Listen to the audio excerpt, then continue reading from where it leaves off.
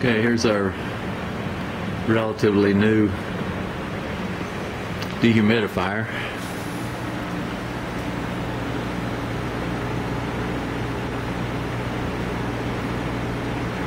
And it removed water.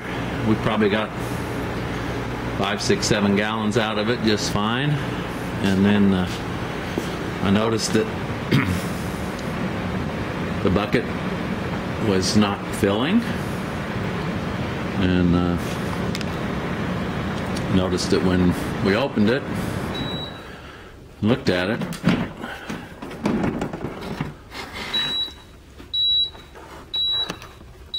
there was this oily residue. Well, I'm glad we can still see it. I'll hold the light just right here. Yeah, you see all that oil there? So it's a clear oil, which many compressor oils, refrigerant oils are. I've got some experience in that field with air conditioning units. And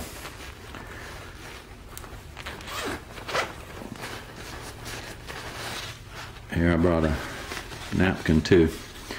Let's see if we can wipe some up here. Yeah, so there you can maybe see the oil. It's not water, it's oil, even though it's clear.